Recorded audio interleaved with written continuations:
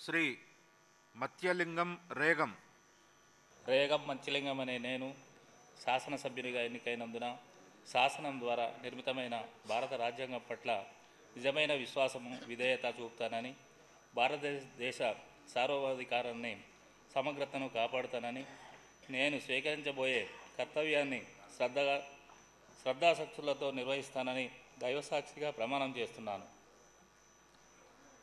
ఆంధ్రప్రదేశ్ శాసనసభ సభ్యుడైన రేగం మత్స్యలింగం అనే నేను సభా నియమాలకు కట్టుబడి ఉంటానని, వాటిని అనుసరిస్తానని, సభ మర్యాదలను పాటిస్తానని, సాంప్రదాయాలను గౌరవిస్తానని దైవసాక్షిగా ప్రమాణం చేస్తున్నాను.